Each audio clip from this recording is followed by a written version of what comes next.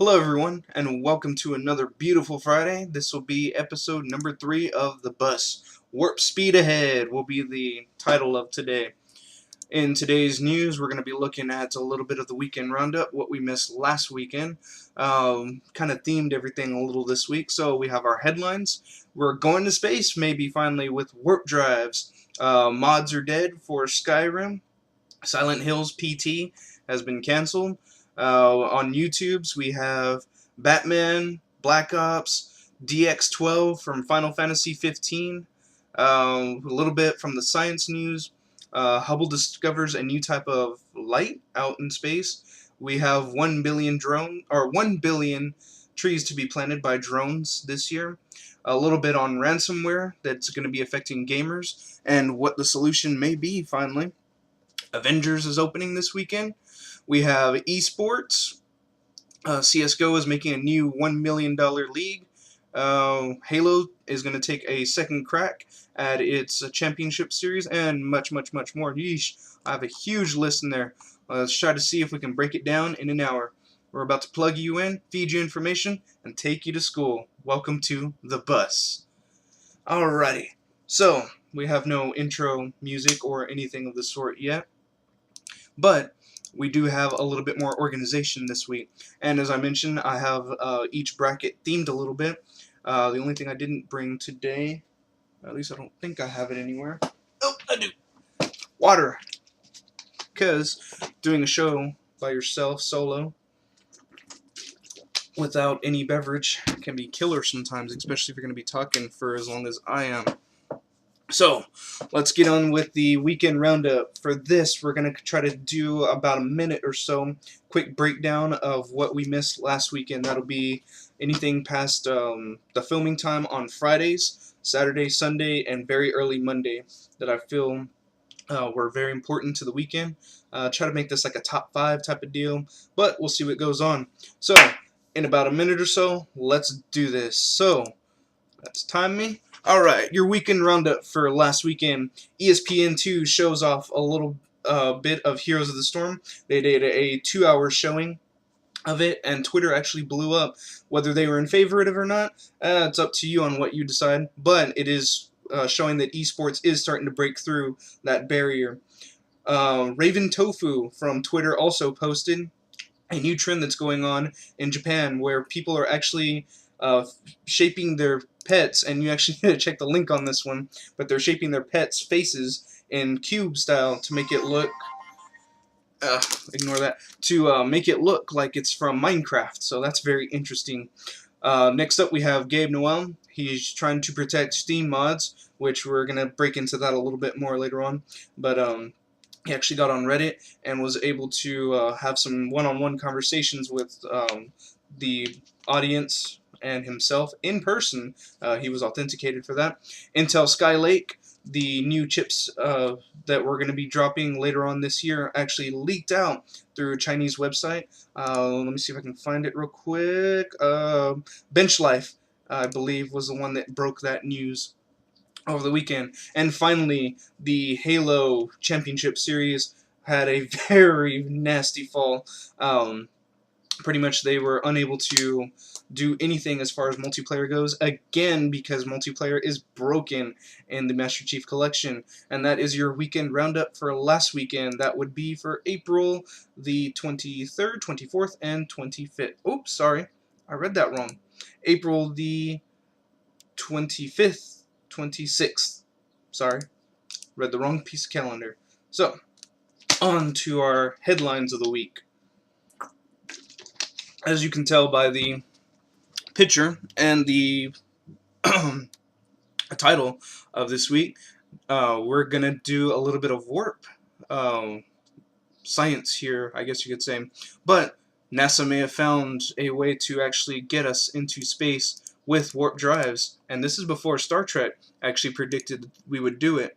If you ever watch First Contact, you have a little bit of an idea of what I'm talking about. I'm actually going to open up this article real quick so that we can read a little bit into it. So, pretty much we have I'm just going to read this one paragraph because it pretty much sets up the whole piece for it. The piece of kit responsible for the sudden warp drive frenzy is called electromagnetic drive, or EM drive for short. It is an intuitive thruster that is built on the steer rockets without the use of propellant. Now, pretty much when you're using any type of rocket technology that we have right now, or any combustible technology at the moment, you're pretty much using that type of fossil fuel or rocket fuel, and you're burning it. The energy that's given off fuels the engine, and that's what gives it its power, pistons and what have you not. Rocket's a little bit different, but it's all combustion that is doing that. It goes on to say that the idea was originally met with skepticism. In order to move in one direction in the vacuum of space, you need to push an object, so our object, and it actually needs to push in the opposite direction of what you're giving momentum. So take the bottom pieces here, or actually the center piece, for example. There actually needs to be some type of thrust being given out of. And this, I'll keep reading the article, or finish it off actually. Where was I? Oh, the object push in the opposite direction of the motion of the vessel is called propellant, but the EM drive does away with that. It was originally intended for moon missions, Mars missions, and low Earth orbit (LEO) operations. Now the hype of EM drive is about to get record timing interstellar travel. Now, the idea of it, from my understanding, is that we're going to use this electromagnetic propulsion to pretty much push us through space. If you have ever seen a Japanese bullet train, they actually use a similar idea, I guess you could say. I know it's a different type of technology, but we're not using any type of combustible anymore. We're using magnets and electricity to push it through. And we'll say the average speed of a combustible train can go about 120 miles an hour. Well, a bullet train can go almost 3 times that. So it's going to be very interesting to see what NASA is going to cook up in Houston and their other project areas in the future. But it's super exciting. It's something that I think is quite possible to see in our generation. Again, going back to Star Trek, it's something that they have predicted to actually happen within the next several decades here, actually a few decades. So definitely we're going to be keeping up with this as much as I can. Definitely something that will get us to the moon faster and to Mars faster, because I know we were doing quite a bit of exploration out there already, and they're actually planning on getting the first crew together to actually go out there. So again, very exciting news in the world of space. Coming back to Earth, the big headline in Steam, and actually a really big controversy that was happening this week, is the mods that were happening in Skyrim.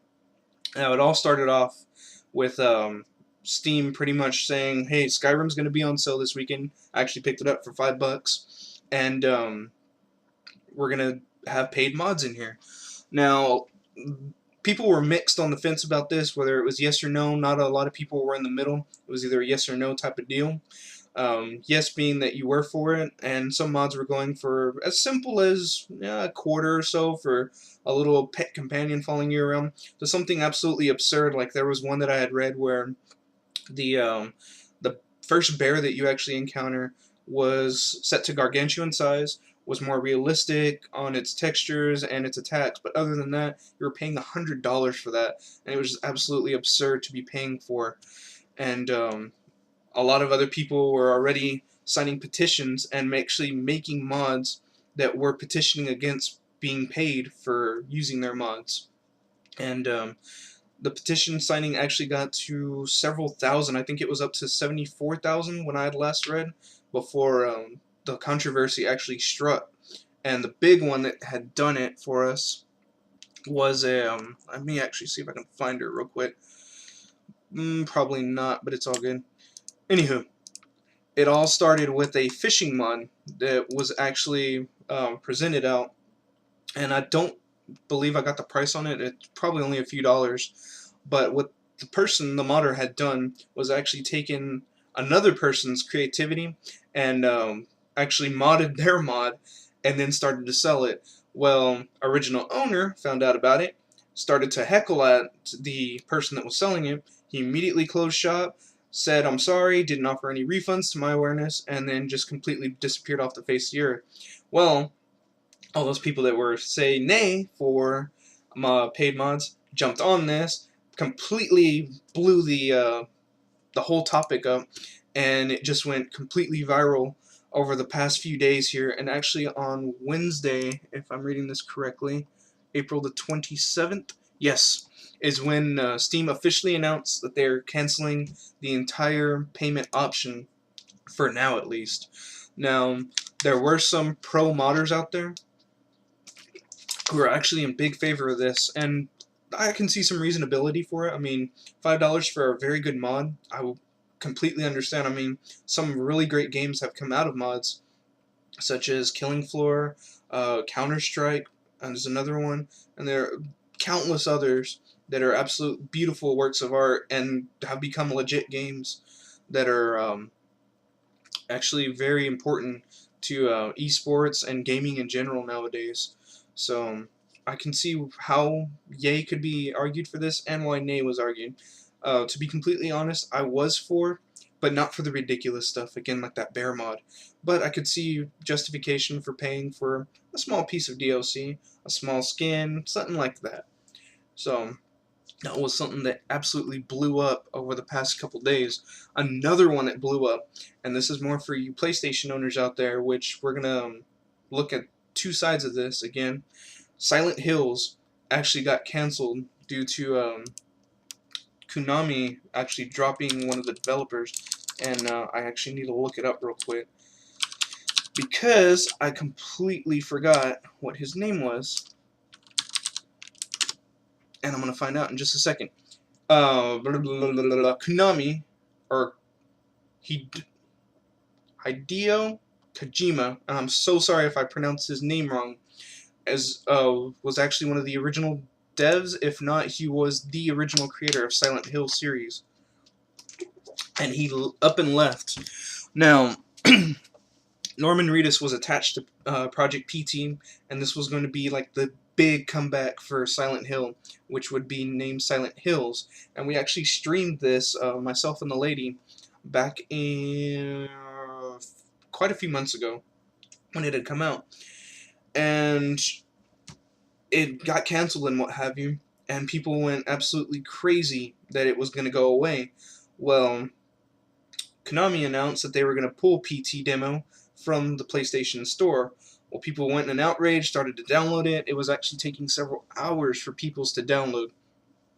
The thing that happened after that is, as of Thursday afternoon into today actually, I've been looking it up on eBay, and I'm actually going to look it up as of 5:50-ish Central Time is when I'm starting to get at this area.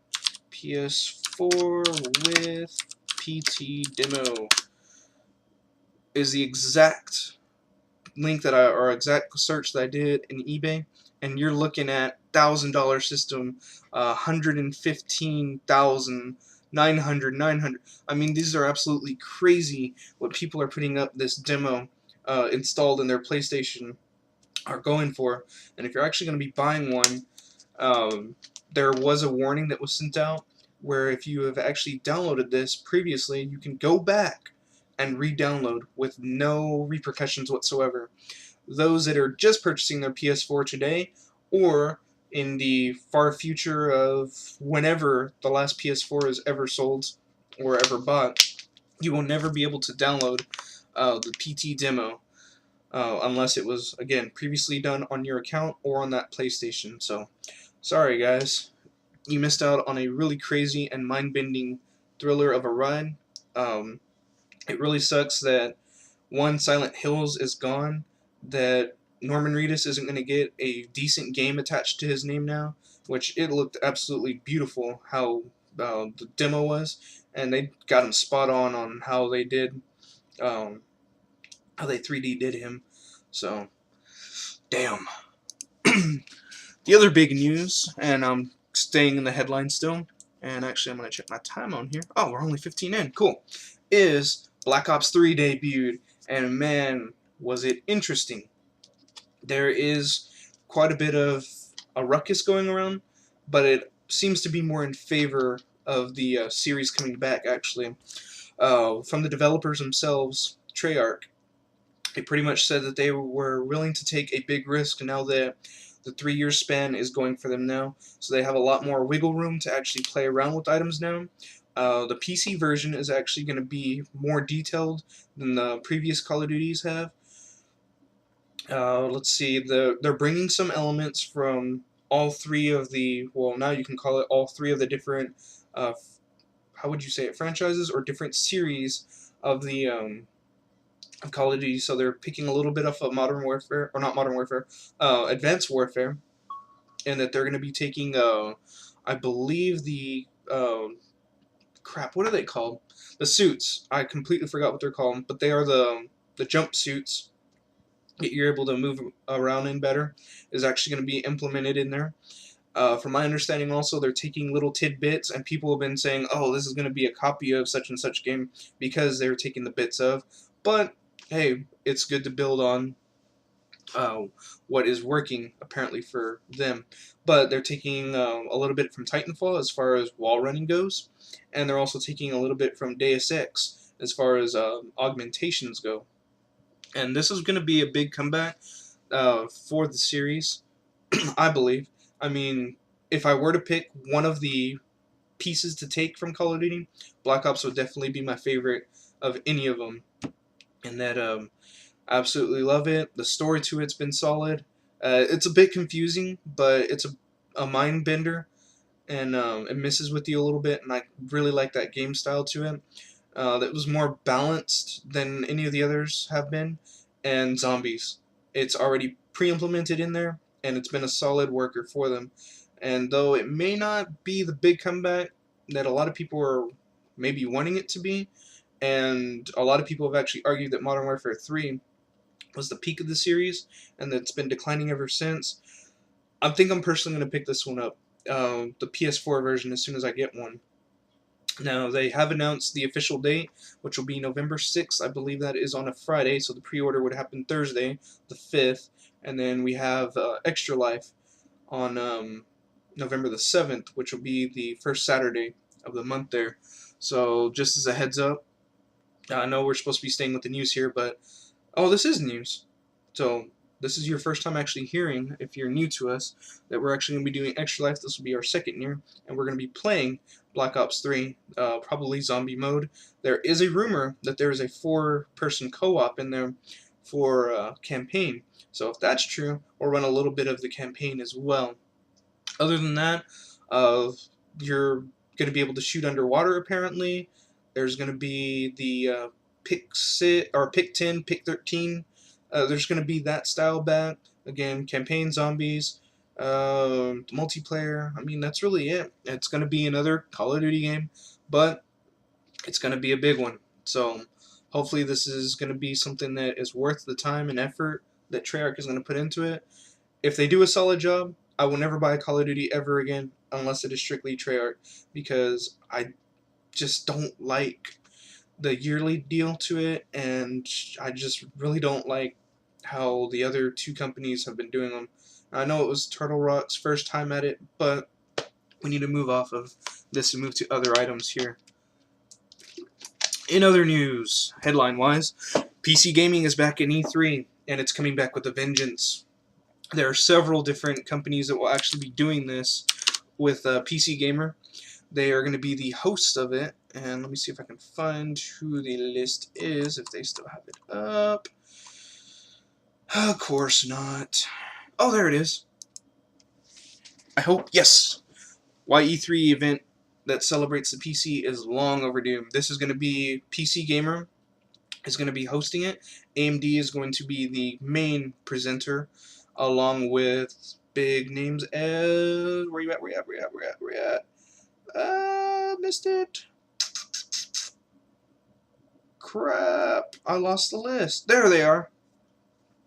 Blizzard, AMD, Bohemian Interactive, Boss Key Productions, Paradox, Dean Hall, Tripwire, and many others are actually been signed up for this already, and there's probably more added to the list. It's just I found the old one. And this is going to be super exciting because, as you all know, Nintendo has gone in and out every so often. There's Microsoft, Sony, Ubisoft, and many of the other big developers that actually get their own showtime. And with PC jumping in there, and PC Gamer hosting something, man, this is going to be awesome. Even if they're just showing off something, because AMD is going to be the main presenter for it, or a sponsor for, even if they're showing off like a new technology or just a new something, you know that these other companies are going to either jump on board with them or they're just going to keep back and like, PC, yes, we're good, it's better to game with us and what have you. So this is going to be a landmark for PC gaming to finally make its comeback in what should be the show stealer of this year. I hope it's a big show stealer, or at least takes a good hunk of what the show is and shows what PC gaming can do finally. Because as you probably don't know, a lot of demos that you actually see that are being shown on the floor or that you see in commercial are actually all rendered in PC, unless they say rendered in Xbox or rendered in PS4. And even then, there have been times where different companies have been caught using the PC version to show off, we'll say the Xbox One playthrough. So, sorry, there's a little something flying around. But it's going to be a very interesting comeback for PCs, so do good, guys. Please do good. Fun. Well, we got two more. Okay, next one. We did mention, or am I saving that for later? No, we're going to save that for later. So, goodbye to that, because I have this all listed out. So, the last big news. Dragon Ball, like the god of anime, is getting a new show. And we're not talking Dragon Ball OG, DBZ, or GT. No, we're talking a whole new series is going to be launching off. Now, from my understanding of what it's going to be, it's launching in July. It's going to be playing off the events of Battle of the Gods and Resurrection of F, which just released actually last month in Japan. I have not seen the film yet, but it looked absolutely stunning. And I'm hoping it's going to be well worth the time of being able to watch it. Which not almost, every Dragon Ball Z, and Dragon Ball GT show, well, not show, but movie that I've seen has been well worth the time. GT kind of but anywho, we're scrapping GT, and they're going with this one. Now, with this new Dragon Ball, you're going to go off the events again of the two newest movies, and then we're going to fly through to the future, probably looking into a couple of years down the road, where Pam is finally going to be born. The adventures of her, Trunks, and Goten are going to take place, hopefully. There's going to be no little kid Goku, so there's going to be some pretty epic fights. I know a little bit of spoiler if you haven't seen Battle of the Gods yet, because I haven't, again, seen Resurrection of F, so I'm not sure where to go off from here. But Lord Beerus actually says that there are many other realms and universes that are around them, and there are many other greater beings than himself. So this may have given a little bit of a hint that more movies or series were to come, and I think this is where it was hinting to. As far as I know, the original voice actors are back, or many of the original voice actors I know are back. I know for sure Goku, his voice is back, which is actually voiced by a lady, if you didn't know. And it's going to be, again, showing in July, I believe, every Saturday morning in Japan. We're probably going to pirate the crap out of this unless they port it over for us to see every other weekend or something, because the following for that show is absolutely crazy. You think Titanfall, Attack on Titan is big right now? Once Dragon Ball starts back up, I mean, it's going to go crazy. And the best thing about this is there are people that are in my generation that already have kids, and we can get the next generation into anime with what we started on, and it's just going to keep the cycle going. It's going to be absolutely beautiful to see what Japan has to offer as far as new anime. I mean, there's some stunning stuff that has been coming out in the past, 2, 5, 10 years, even more than that. But it's good to see that the king is back, and it's coming back with Toriyama. So, very exciting stuff here. Moving on to the next subject, I'm just going to briefly glance over these because this is our videos. This is going to be called On the Tubes, except, or it's what I named it at least.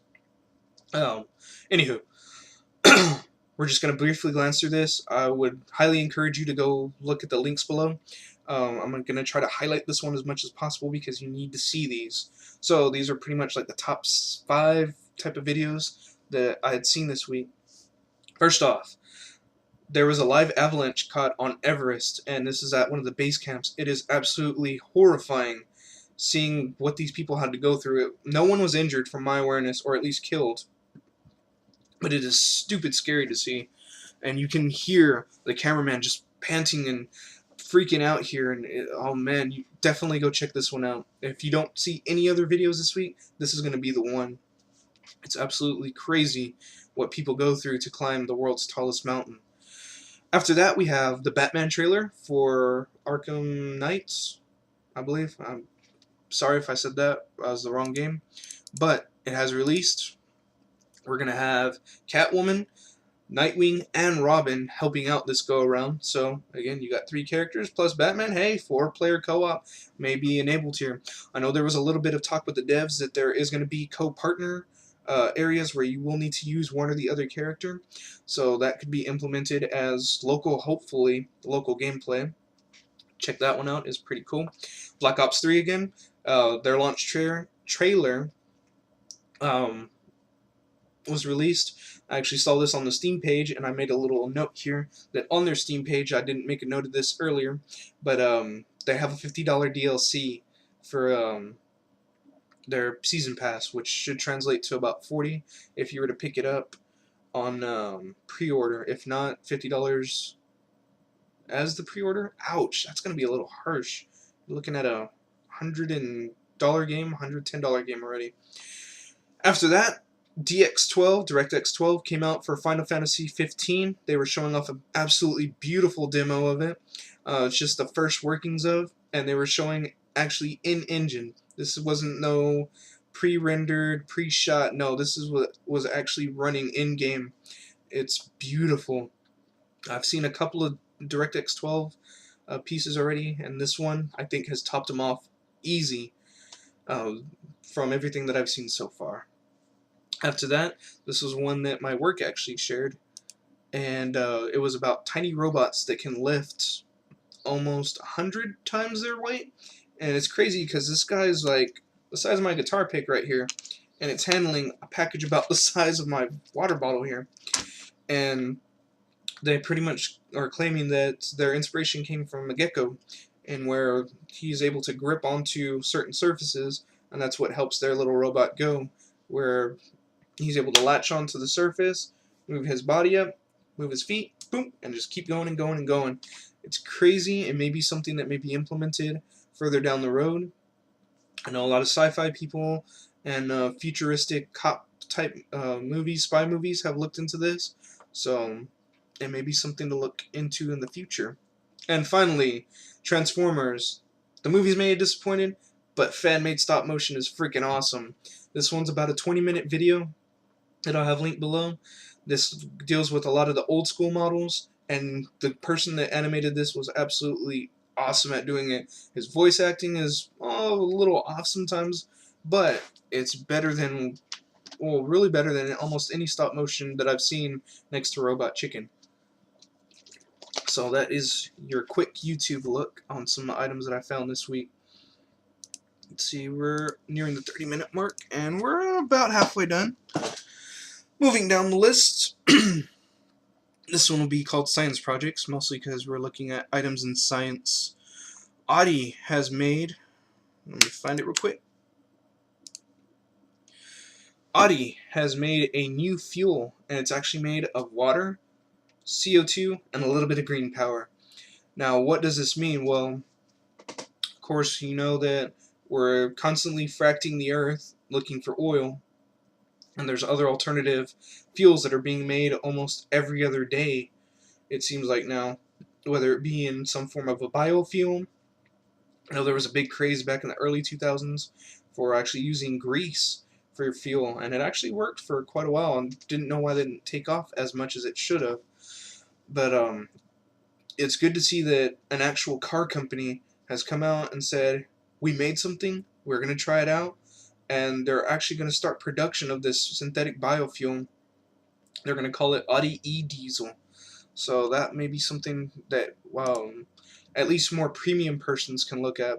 There's no set price on it, nor what else goes into the production of, other than, of course, H2O and CO2 being used in it.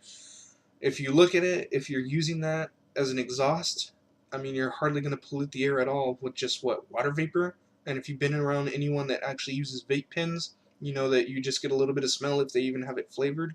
And smoke is completely harmless, as we know right now, or as far as we know right now, to persons. So, good job, Audi. Hopefully this takes off more than other biofuels have moved before, and it could be an actual alternative fuel of the future aside electricity. So, definitely something cool. Let's see. Hubble discovered a Hubble. Bleh.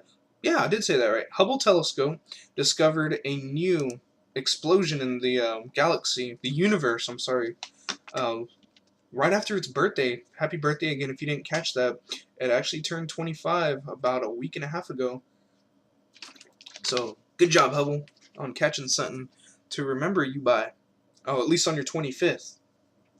They're calling it a novae, Novae, meaning new. I'm reading a little bit off the article real quick.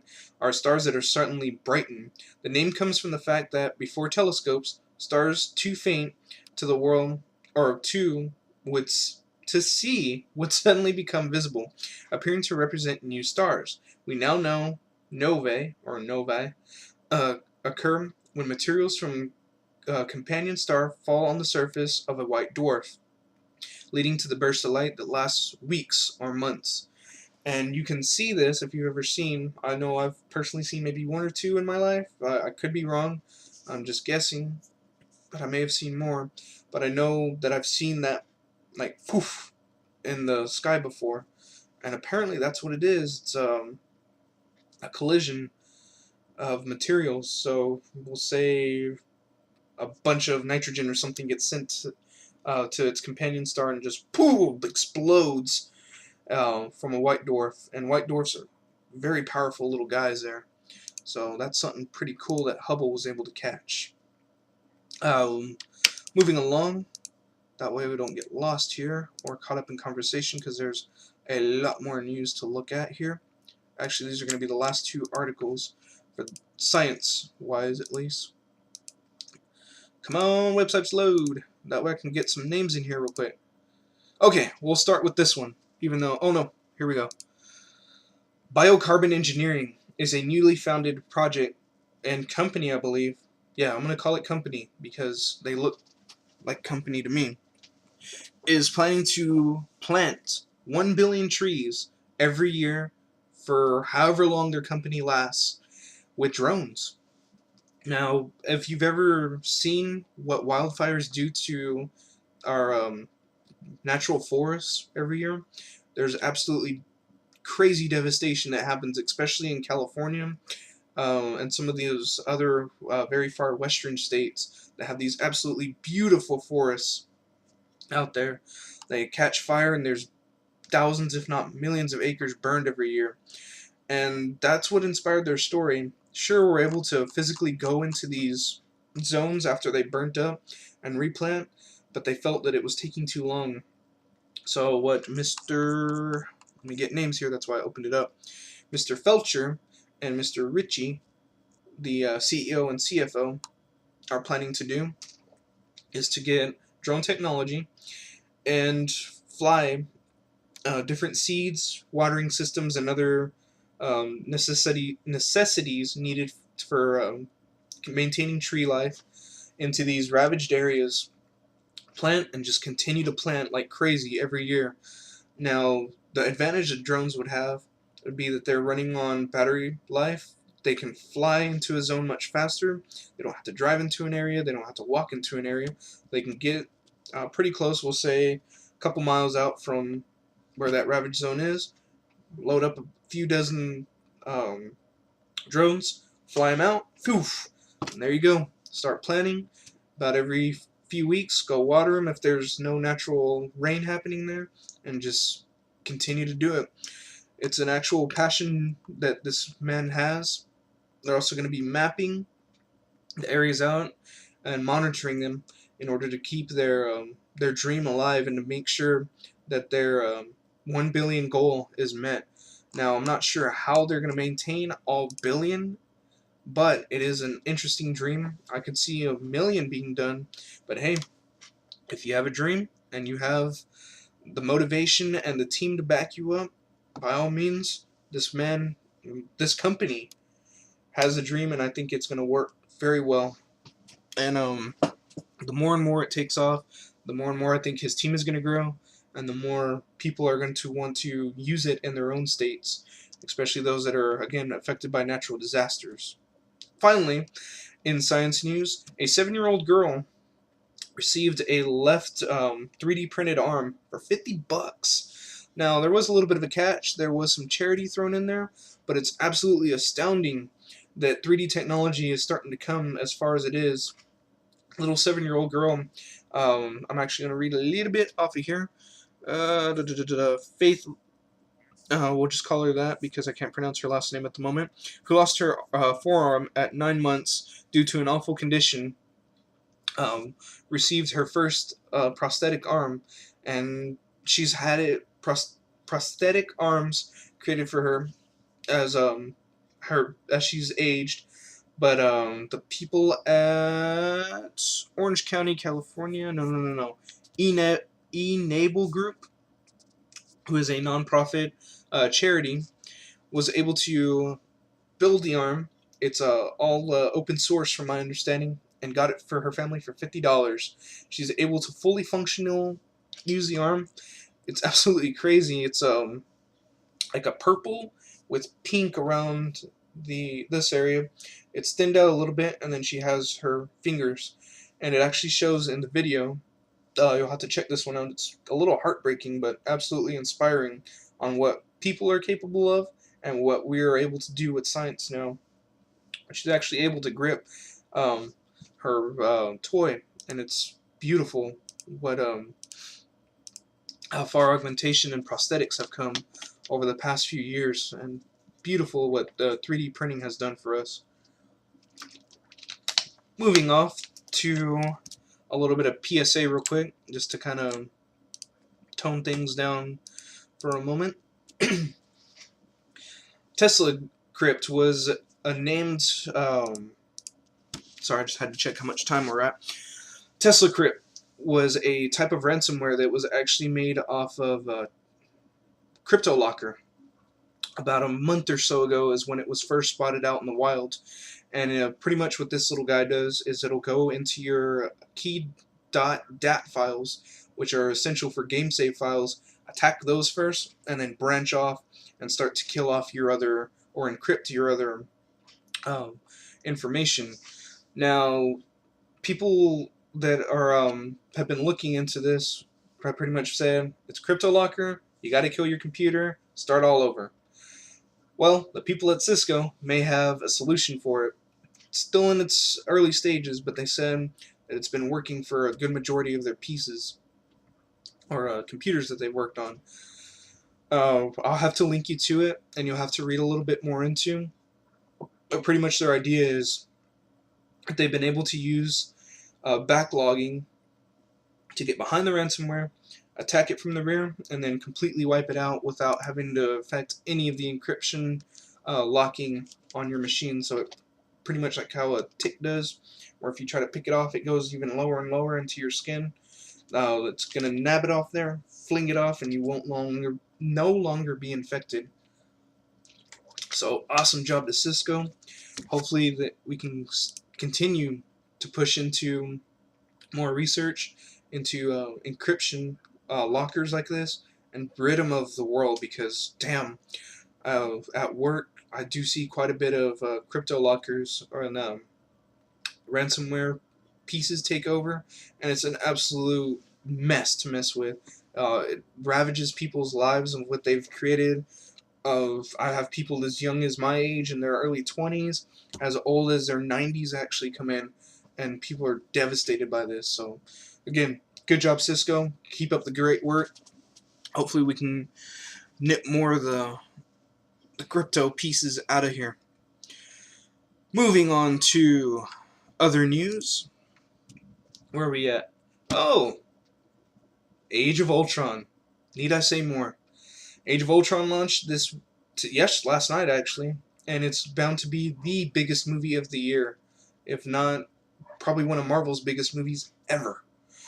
Now, Age of Ultron, I've actually gotten to see already. I'm not going to do any spoilers other than Tony, you fucked up again, man. Other than that, it's a beautiful movie. A couple of people have complained about the ending being a little bit like a Man of Steel, in that there's a lot of destruction porn in there, but to me it was enough done. It did justification for the movie. It's a little over the top from what the first Avengers was, but I think it's a great way to keep moving forward with the Marvel series. We're going to be seeing a couple new characters, the Scarlet Witch and Quicksilver in there. Again, no more spoilers, but it's absolutely beautiful and awesome movie. Definitely go watch it. Whether you watch it in regular IMAX, IMAX 3D, whatever satisfies you, go watch it. Unless you're absolute DC fan, you might still want to go watch it. It's freaking awesome, man. Moving on. Tomorrow, in about actually 14 hours from when I'm recording this right now, and probably when it gets posted, so we're looking closer to 13 hours, at 8 o'clock Central Time at least, free comic book day starts. Got ahead of myself there. If you haven't seen the list yet, I'm going to go through a couple of them real fast, and if you're unaware of actually what free comic book day is, it's the day to go to your local shop.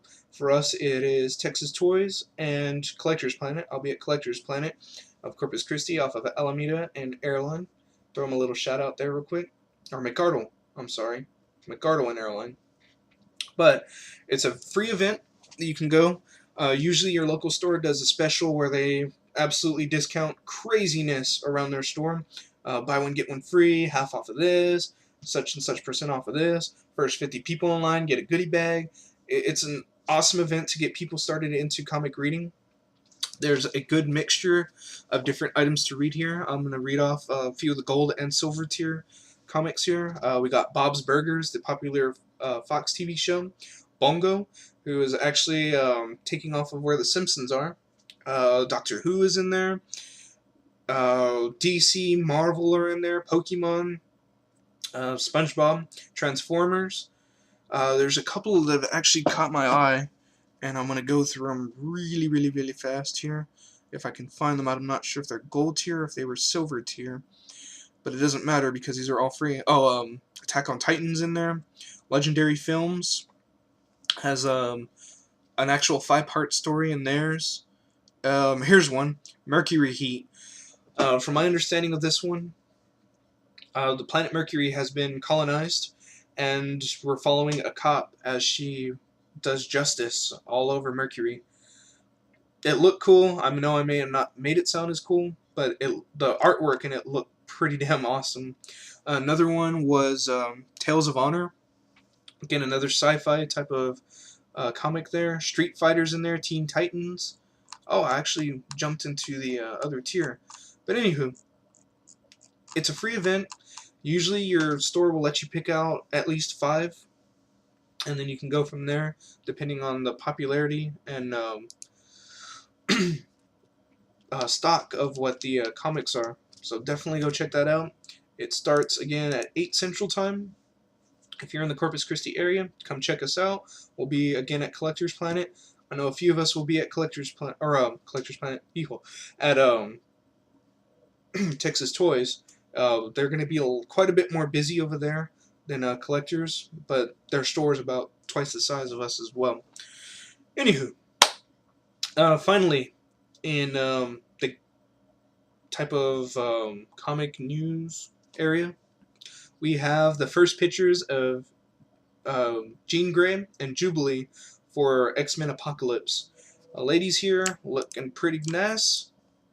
They're doing a little bit of a nod to the animated series as well as the comic book series, and they're kind of giving that 80s to 90s type of look. Jubilee is in her uh, yellow coat. Um, Sophia Turner and Lena Condor, hope I said her name right, are going to be the two that you'll be seeing. Bryan Singer, the director of it, actually launched or sent the photos out on Instagram, so it's no big secret that these two characters are confirmed, and they are filming. This will be the last, actually, of the Singer series. So to start it off with First Class, the Days of Future Past, and Apocalypse, which is absolutely going to be awesome. Apocalypse is one of the most badass villains in the Marvel Universe, so definitely we're going to keep looking into there. Any more leaked info we can get, we will be sharing with you as it comes available. Moving on to eSports, because I'm running out of time here. I'm probably going to pick through a few of them and rush through a few more of these. But, oh, there we go. There's a new CSGO league being made, and it is combining the US and European tours. There's going to be 12 teams per side here. It's going to be worth $1 million, so that would be pretty interesting. The North American lineup has not been announced yet, but the European division actually has all their teams listed. So just to run through them real quick: Team Dignastic, Envious, Flipside Tactics, Fnatic, Hellraisers, Mouse Sports, Nastis Virants, Ninjas in Pajamas, Penta Sports, Team Solomin, Titan, and Varus.pro are going to be your lineup. Earlier this month, there was some Twitch and Twitter conversations going around, and it's officially been confirmed that ESL and ESEA are both going to be participating in this league. The action should begin actually on May the 4th. Hey, it's only a few days away. So that'll be one to definitely look into. If you're a big fan of esports, definitely check it out. If it's your first time into it, check them out. You're pretty much going to be watching like any other sport. Teams go against each other in a few matches, and it's very fun to actually watch. You can actually pick up on some tactics while you're watching people's and improve your game there. Continuing on, Team Fortress 2 actually announced that they are going to be making matchmaking pretty soon here, which hints that they are actually wanting to do more competitive and esport. Now, for almost a decade-old game already, Team Fortress have been staying pretty damn strong. It has had its high and lows before, and it's currently, I feel, a little bit on a low streak. But with this announcement, it's going to throw it right back on the map. I absolutely enjoyed playing the first few years out of this. Whenever I do pick up games with it, I absolutely freaking love playing Team Fortress. I hope it stays around for another few good years, if not another decade, and I'll be more than happy. It's such a successful game. It did go free to play, so if you haven't picked it up, it's a few gigs worth of your time, or hard drive space, I'm sorry, and countless hours of your time. It's absolutely fun. Get your friends involved. Again, free. So definitely check it out. Onward to the Xbox One real quick. As mentioned before in the weekend roundup, the Halo Championship Series was canceled due to some quirks that they were having with the multiplayer servers. They're going to try for week 2, actually, on this one, and it'll be starting May 16th. That'll be on a Saturday. From my understanding on this one, it's going to be the 2-year anniversary that they're going to be doing, and it's going to be 4-on-4 competitive. I believe you have to get a team ready for it if you're even going to participate in. I'm not sure if they will let you jump in as like a pickup type of deal here. So I believe it is open to public. As long as you're playing and participating in, you're going to rack up points. I could be wrong, but that was, again, my understanding of it and just glancing through the article as fast as I could. Running out of time here, so I'll just glance through this one real quick. Microsoft is asking for you to raise 100K for them. This will be for Killer Instinct to actually get on the board. As you know, Street Fighter and Smash Brothers are big esport fighters, and Killer Instinct wants to get on the board as well. Cinder actually came out, which is one of the most popular fighters in the game. And in the time of his release, which was yesterday, until Thursday, May the 14th, they will be taking any donations. With the 50K that they can raise, I believe they're going to actually start the event and league for it. I believe it's going to be launching later on in July. And if they meet their 100K, they're actually going to be releasing quite a bit of goodies to the backers of the project. And they'll probably release some goodies to the public as well. So that'll be something to look into later on when that is available. Into other news, we'll look at the other two big giants of esports before we finish off with a couple of other ones. So our big boys here, League of Legends and Dota 2. League of Legends is looking to redo two of their original champions. This will be for Ryze, the mage, and Ashe, the assassin, more of DPS type of character. So, going off a quote from them real quick, why do Ryze and Ashe need to go through all these changes? Riot developers said something interesting that explains why Ryze blah blah blah blah blah. Here's their quote. Old Ryze has a number of problems, but first and foremost, he just wasn't all that interesting. His damage outputs were predictable. His damage windows were pretty much always open. He build and tear catalysts and early as could, and pretty much sit back and hope they reach the final late game hyper carry form. This turned him into an all or nothing champion, pretty much like a glass cannon type of deal, where you were either, how they said, all in or all out for him. Which brings us to the update. As we mentioned earlier, the update revolves around the notion of windows of power. The passive cooldown Ryze will actually be notable weaker than the old Ryze, but by giving him this period of weakness, we're able to really amp up his power and his passive triggers. This window gives you both Ryze and the lane opponents a bunch more to think about and can even dictate the outcome of the entire late game.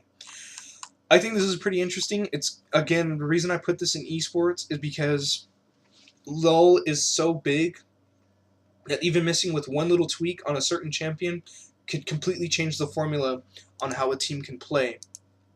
And with two of the original, more used champions out there right now, it could get very interesting.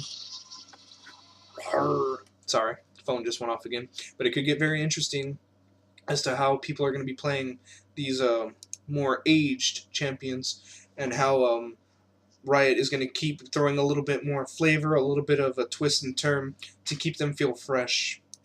As they push out champions, almost every other week to month, it seems like, since the beginning of time for the game.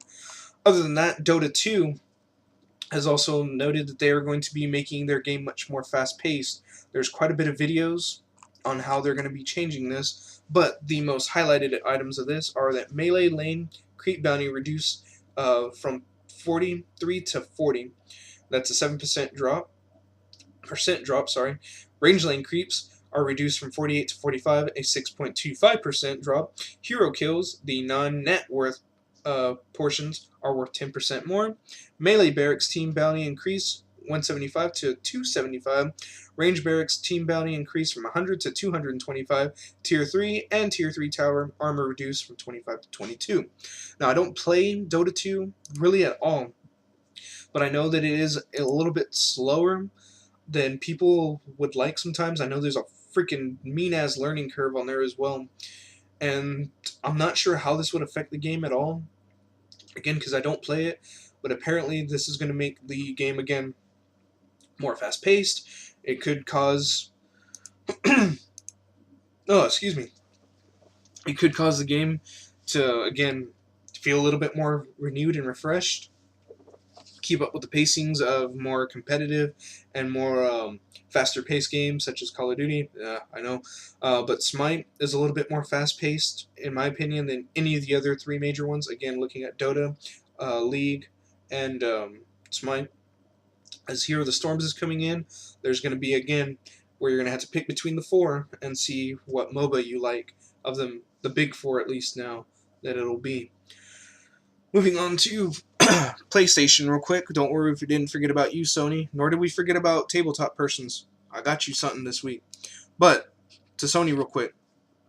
I know this isn't like an exclusive to everyone, but there's going to be some exclusives coming to some new maps for House of Wolves, and Crucible is actually getting quite a bit of tweaks. There's another DLC, something of Osiris, that is coming out. It's actually helping to, from what I've read on reviews so far, it's amping up how Crucible is played. It's going to be a lot more interactive. There won't be such a nasty learning curve to do on there from now on. There's 3v3 now, and overall House of Wolves is hoping to be that magical fix that everyone was hoping for in Destiny. If not, I believe this was the last announced major DLC of the original Season Pass. From here on out, who knows what's going to happen. Destiny 2 could happen if they stick by what their guns were. They could just continue to expand and turn into the WoW of consoles, at least for this particular generation. Just drop off PS3 and Xbox 360 and focus only on the current gen. Lastly, for eSports wise, game bans are now allowed in Steam. Now, this is coming directly from Steam, allowing their devs to ban people. This could get a little interesting in that you have some major titles on there, again, such as Counter-Strike, H1Z1, War Thunder, we'll just pick a few out of there, where the actual dev can go in there and say, you know what, such and such has been hacking, such and such as being unruly and what have you. We're going to ban them, perma-ban them for life, and boom, there you go. It's a way to give more power to the developer, and I think that's how it should be.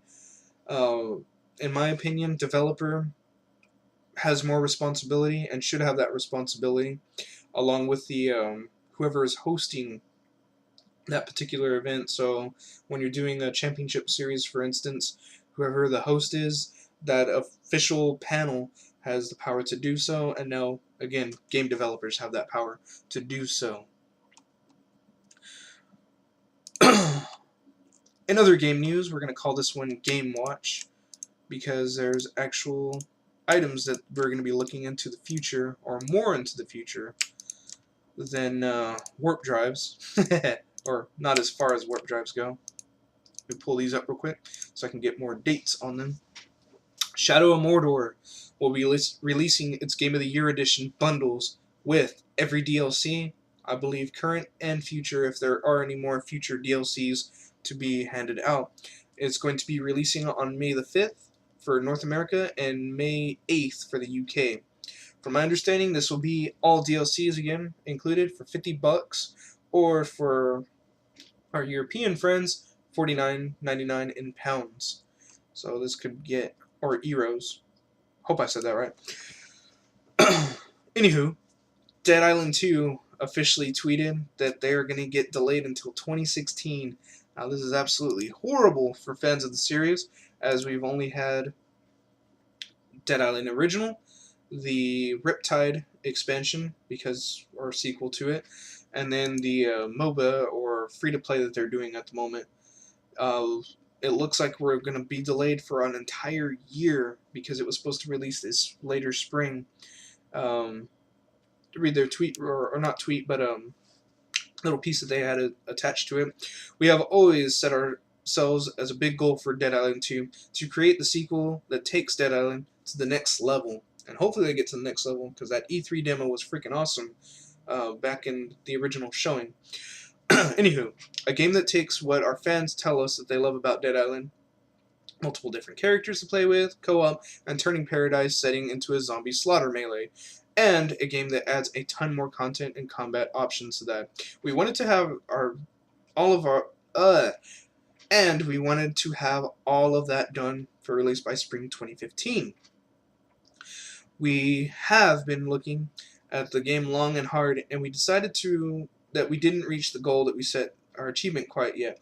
And while we have decided to delay Dead Island until 2016.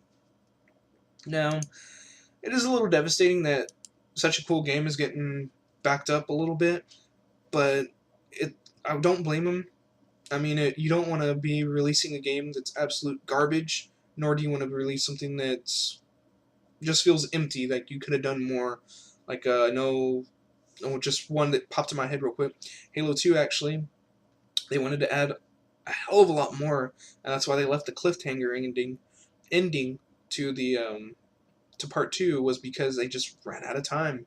And if they would have pushed back some more, they said a few months, they would have actually had enough time to do more multiplayer content and more storyline to it, and that's why the game was so short, at least campaign-wise.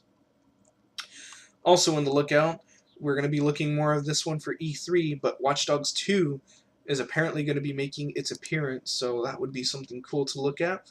And finally, ScottGames.com has officially announced the final chapter for Five Nights at Freddy's. This will be part 4.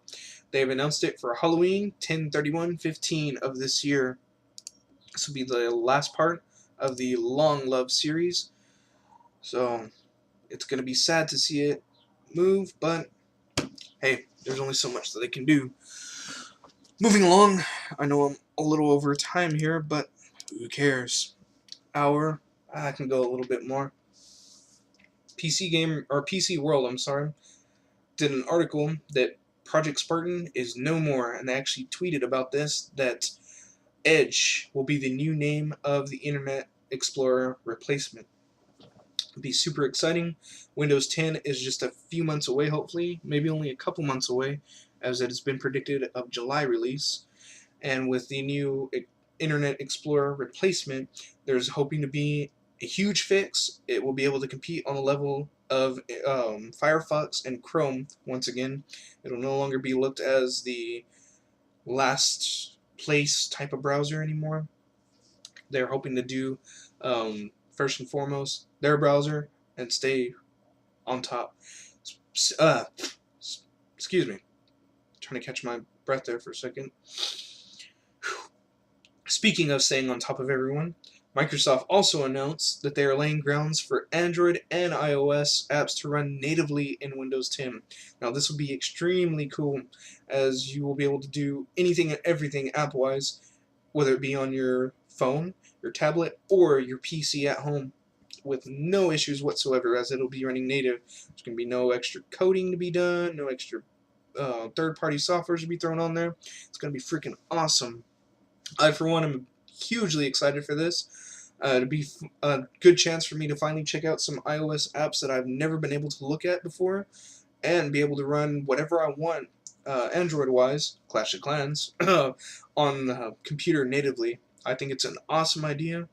I completely back Microsoft on this one, and hopefully they fall through without disappointing at all.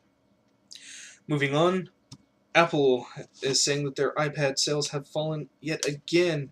Not that I really care, but it is showing that Android and Microsoft are picking up a little bit more momentum, and maybe the smartwatch craze is taking off a little bit as well.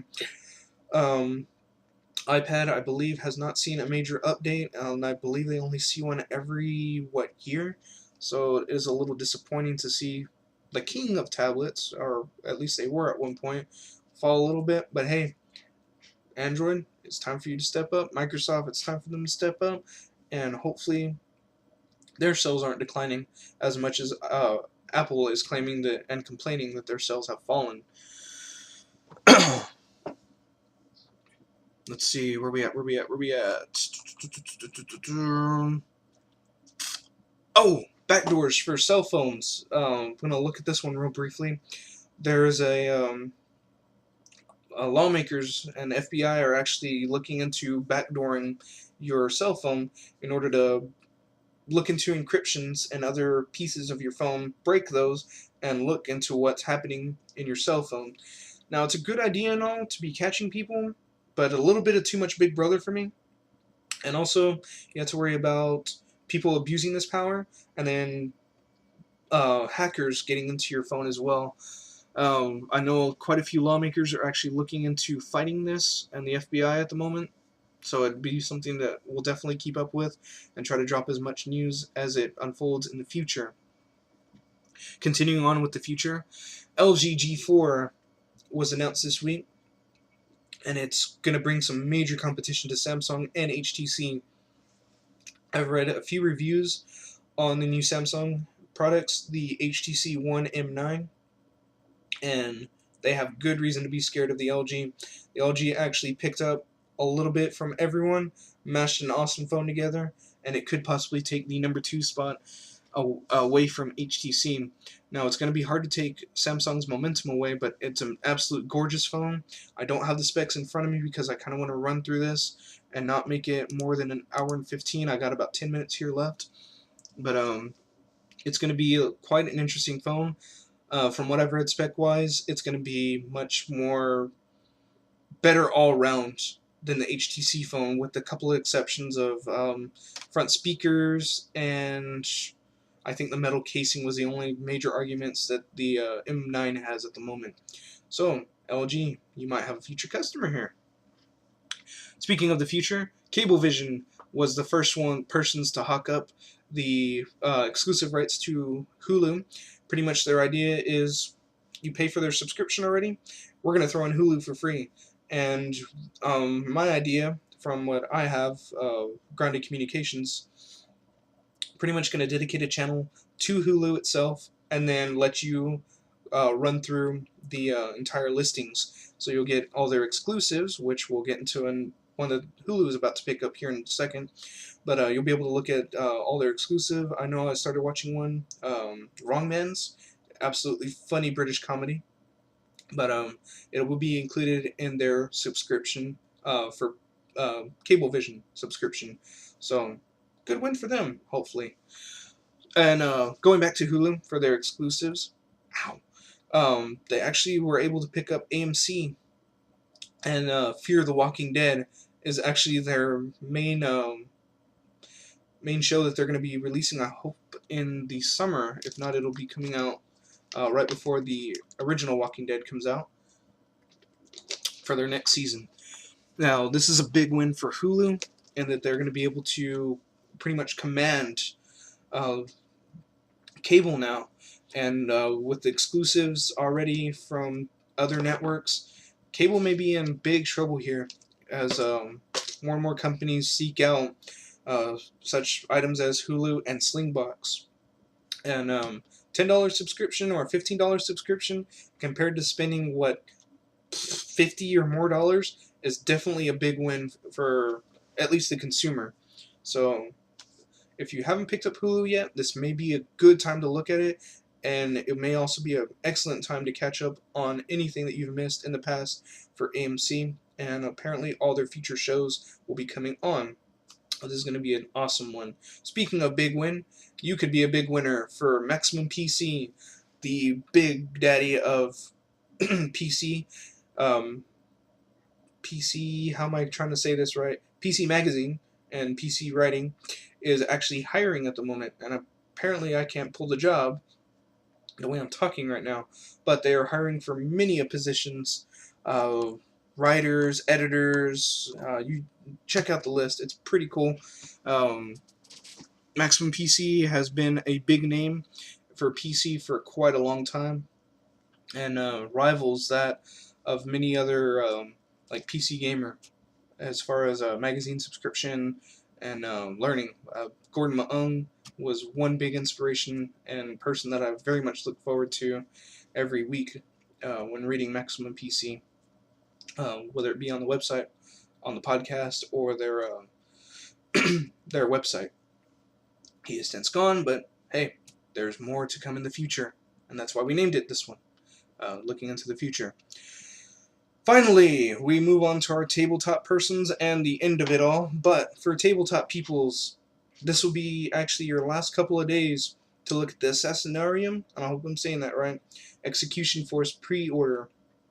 I believe that bundle is going for 150 American at the moment.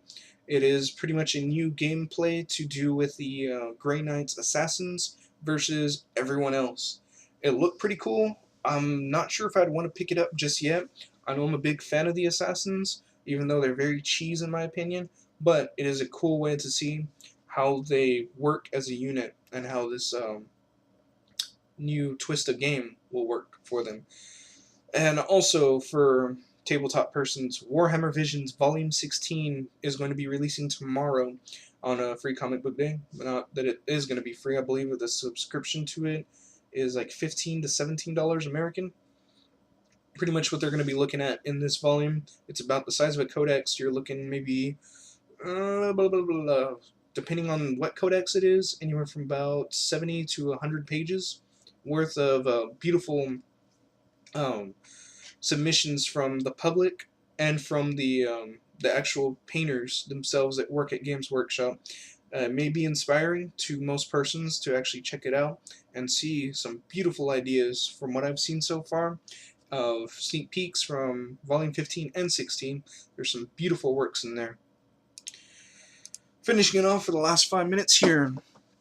This is one that we'll be doing at the beginning of every month. This will be a look at all your free games that are coming out this month. So let's start with PC persons. Origin. Sorry, I want to open everything real quick, that way I don't have to do this in just a minute. But Origin has released Pagan Ultima number 8. It looks very old school. Most of their games that they do on the house are old school. Definitely be worth something to pick up. Apparently this guy, or this series, is quite popular. I have never played it, unfortunately. Moving on, Xbox. Your games for gold this month will be Castle Storm for the Xbox One and Pool Nation FX. Pool Nation FX did come back from April. It's moving on to, but I still aren't sold on it. Castle Storm looks pretty cool. It's going to be the definitive edition. I believe both of these are going for about $15, and they are going to be for free this month. Other than that, Xbox 360, you'll be getting them from today until May 15th. Mafia 2. Sorry, the dog's barking downstairs if you can hear him. But you'll be getting Mafia 2 for free. After that, May 16th through May 31st, you'll be getting Formula 1 2013 edition. And for PS users, y'all are getting quite a bundle here.